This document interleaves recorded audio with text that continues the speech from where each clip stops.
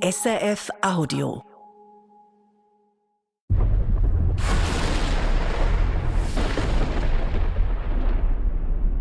Odysseus.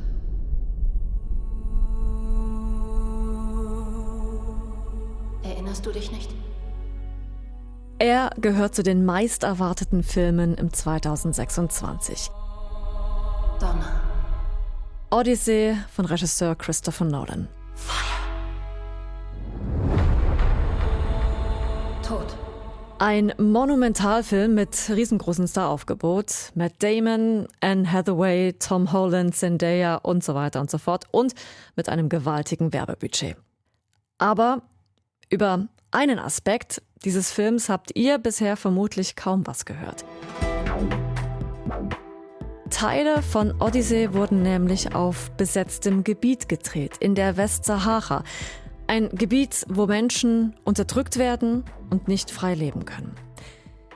Wir sagen euch in dieser Folge, was es mit dieser Besatzung auf sich hat, wie man sich das Leben unter dieser Besatzung vorstellen muss und inwiefern die Filmcrew, die Filmindustrie hier vielleicht auch eine gewisse Verantwortung trägt. Das ist News Plus und ich bin Susanne Stöckel. Heute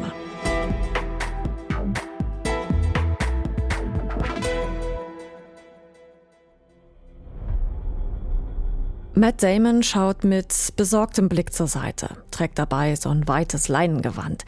Neben und ein bisschen hinter ihm Zendaya, die ihn ebenso besorgt anschaut. Um sie herum flaches Wasser, Strand und Wüste. Es ist eine Szene aus Odyssey. Sie spielt in der Westsahara. Ja, und genau das ist das Problem, sagt Bettina Gräf, die ich mir für dieses Thema an die Seite geholt habe. Ja, hallo, guten Tag, Frau Stöckel. Ich bin Bettina Gräf, arbeite als wissenschaftliche Mitarbeiterin am Institut für Kulturwissenschaften der Universität der Bundeswehr München mit einem Schwerpunkt auf die neuere Kulturgeschichte Nordafrikas.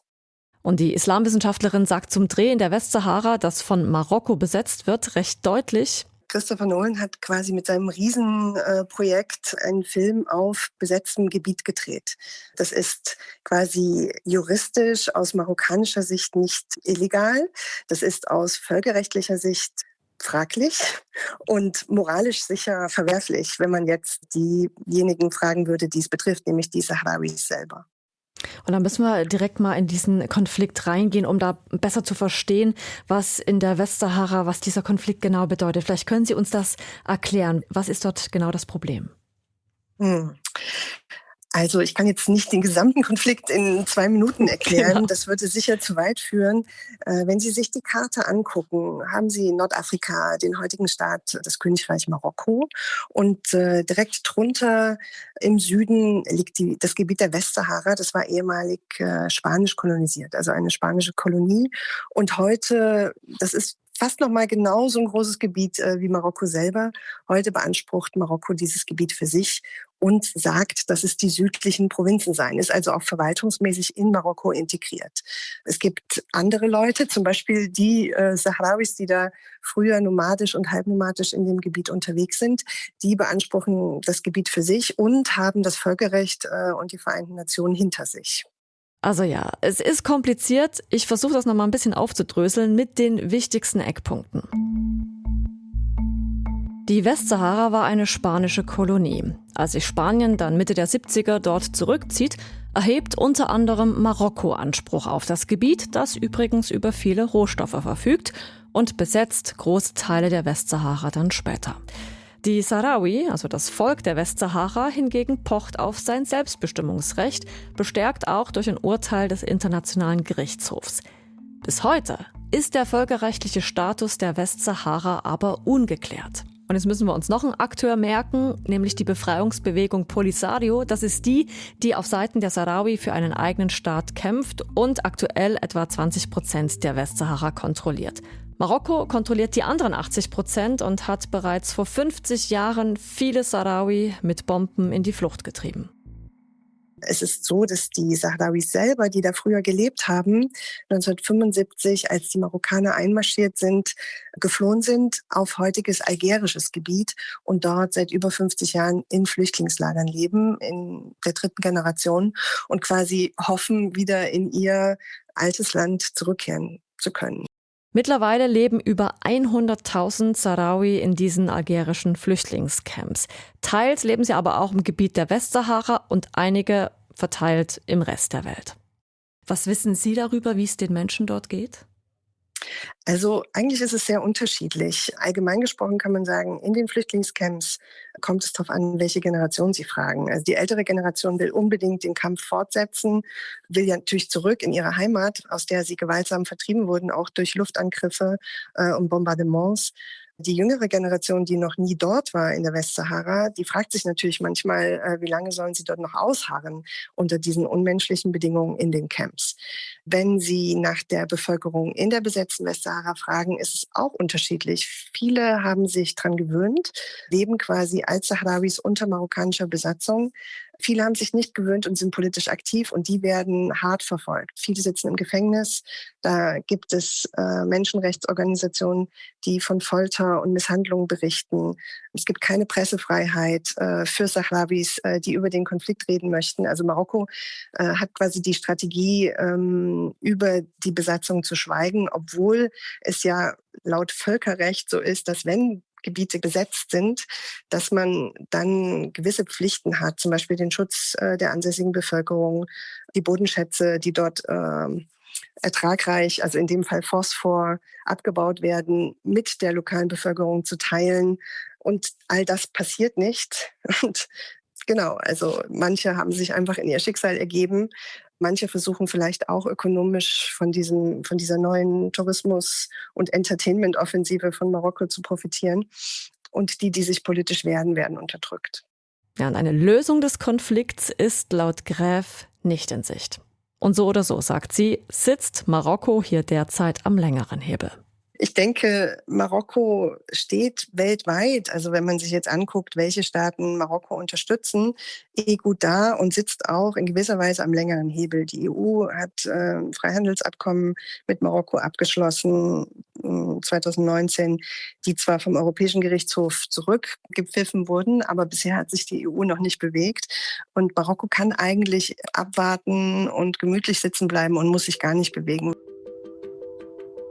Marokko ist gerade für die EU also aus wirtschaftlichen Gründen, aber beispielsweise auch bei der Terrorismusbekämpfung so wichtig, dass es sich um seine internationale Stellung und damit auch wegen seiner Ansprüche auf die Westsahara im Moment keine Sorgen zu machen braucht. Und kann entsprechend auch Filmrechte für ein Gebiet vergeben, dessen Status offiziell ungeklärt ist. Westliche Filmcrews können in der Westsahara also ziemlich frei drehen. Etwas, das den Sahrawis selber verwehrt bleibe. Das hat der Filmemacher Abidine Hammoudi gegenüber dem Politikmagazin Democracy Now! Gesagt.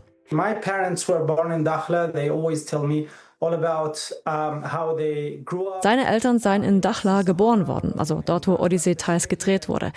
Und er sagt, man müsse bedenken, dass Regisseur Christopher Nolan einfach dort drehen könne und sich damit mitschuldig an der Besetzung seiner Heimat mache, während ihm, also Abidine Hammoudi, das verwehrt werde, ebenso wie anderen Sahrawis, die unter der Besatzung lebten und all diese Unterdrückung erdulden müssten.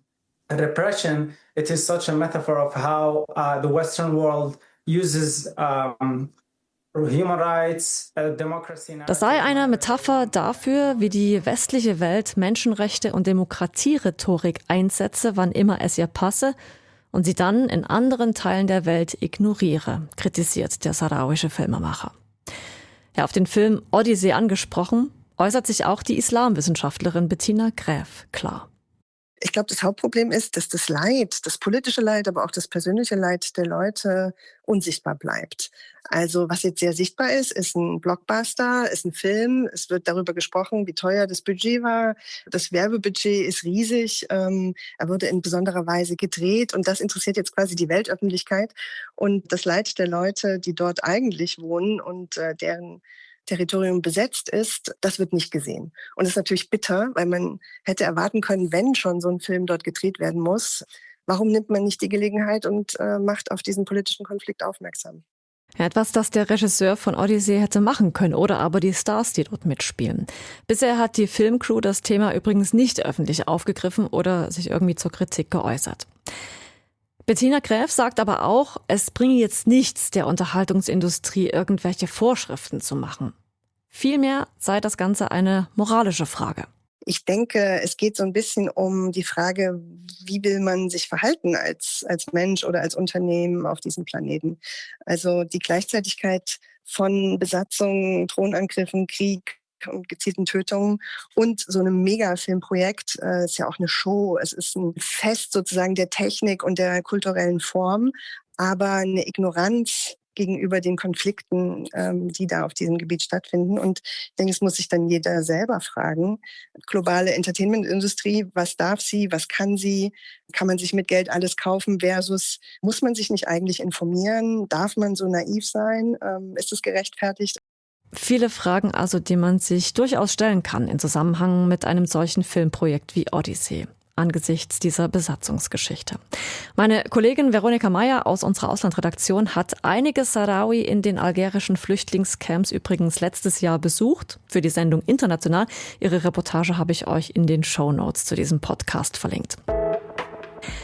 Das war News Plus für heute. Wenn euch die Folge gefallen hat, dann bewertet uns doch gern und abonniert den Podcast am besten gleich, damit ihr nichts mehr verpasst. Ja, und Feedback wie immer an newsplus@srf.ch oder an die Nummer 076 320 10 37. Damit verabschieden wir uns. Heute am Drücker waren Sophia Fessler, Corinna Heinzmann und ich, Susanne Stöckel.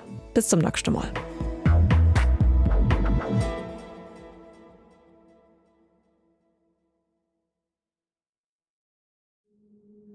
Das war ein Podcast von SRF. Produziert im Auftrag der SRG.